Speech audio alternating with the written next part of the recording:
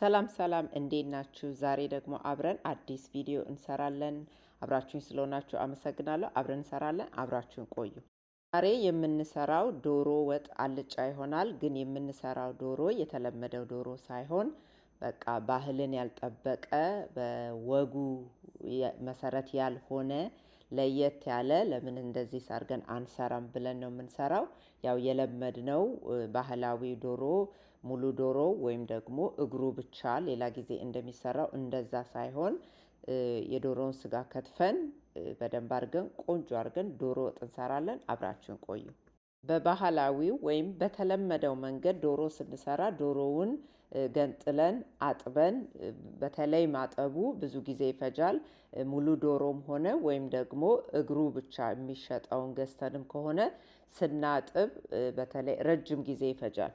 ይሄኛው ግን ብዙ የሚጎረጎር ነገር ስለሌለው ቺክን ብረስቱ ወይም እንደዚህ የመላላጫ ስጋውን ብቻ አጥንት የሌለው ነው የሚሸጠው። እሱን ትገዙና በደንብ አድርጋችሁ ልክ ሌላ ጊዜ ዶሮውን እንደምታጥቡት ያህል ታጥቡታላችሁ። በደንብ አድርጋችሁ ማለት ነው። በሎሚ በጨው በደንብ ዘፍዝፈን እናጥበዋለን። እኔ እንደዛ አድርጌ ነው ያጠብኩት። ይህንን ዶሮ ስናጥብ የምናደርገው ግማሹን ጊዜ ሳንከትፍ ሳንቆራርጥ፣ ግማሹን ደግሞ ከከተፍን በኋላ። ምክንያቱም ሙሉ ጊዜውን ከከተፍን በኋላ ካጠብን ብጥስጥስ ወደ ማለት ይመጣል። ስጋው በጣም አይችልም፣ ስስ ነው።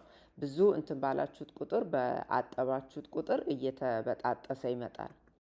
እዚህ ጋር እንዳያችሁት በደንብ አድርጌ ካጠብኩት በኋላ መጥበሻ ላይ ትንሽ ዘይት አድርጌ በደንብ አድርጌ ጥብስ አረኩት። ከዛ ኮሮሪማ አድርጌ በኮሮሪማውም አሽቼ መጥበሻው ላይ በደንብ ቆንጆ ሆኖ እየበሰለ ጥብስ አረኩት። ውሃ ይወጣው ነበረ መጀመሪያ ላይ ስታረጉት። ውሃውን ትደፉትና ሌላ ቀዝቃዛ ውሃ አድርጋችሁ ለቅለቅ አድርገን እናፈስና መጥበሳችንን እንቀጥላለን ማለት ነው።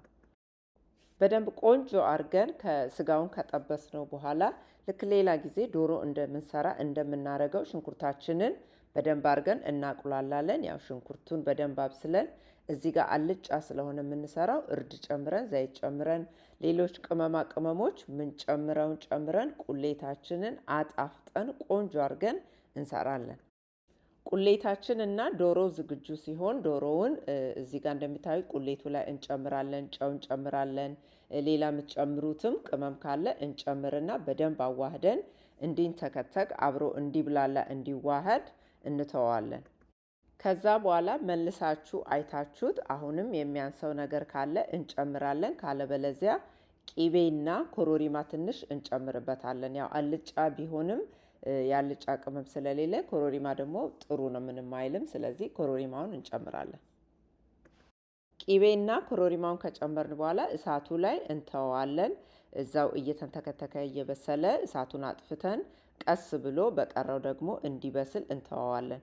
ከዛ በኋላ እንቁላላችንን እናዘጋጃለን። ያው ምንም ከባህል ያፈነገጠ ዶሮ ቢሆንም እንቁላሉን እንጨምራለን። ያው የምናደርገውን እናደርጋለን። ቁሌቱን ቆንጆ አድርገን ስለሰራን በደንብ ስለተቁላላ ዶሮውም ደግሞ ልክ እንደዛው በደንብ ታጥቦ ደርቆ በኮረሪማ ታሽቶ ስለገባ ጣዕሙ በጣም ቆንጆ ነው። ያው መደበኛው ዶሮ አይደለም፣ አጥንቱ የለም እንጂ ሌላ ምንም የጎደለ ነገር የለም። ወይም ደግሞ ቀይ ወጥ ስላልሆነ እንጂ ዶሮ አልጫ እንደሚሰራው እንደሚጣፍጠው ልክ እንደዛው በጣም ቆንጆ ነው።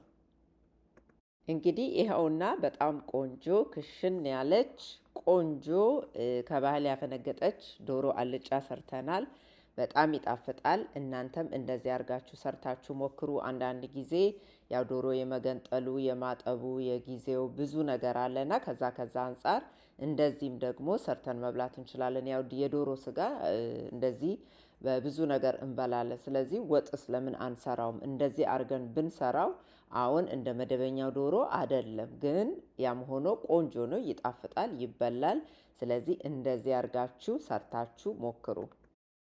ዛሬ አብራችሁኝ ስለነበራችሁ በጣም አመሰግናለሁ። ሀሳብ፣ አስተያየት፣ ኮሜንት ካላችሁ ሁልጊዜም ከመስጠት ወደ ኋላ አትበሉ። አዲስ የሆናችሁ ሰዎች ይሄን ቻናል ለመጀመሪያ ጊዜ የምታዩ ሰዎች ሰብስክራይብ አድርጉ፣ ከኛ ጋራ ቤተሰብ ሁኑ፣ ተቀላቀሉ።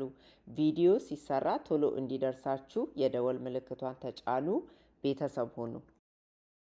ሁላችሁንም በጣም አመሰግናለሁ። ይሄንን የመሰለ ቆንጆ ዶሮ ሰርተናል። በሚቀጥለው ጊዜ በሌላ ቪዲዮ እስከምንገናኝ ሰላም ሁኑ።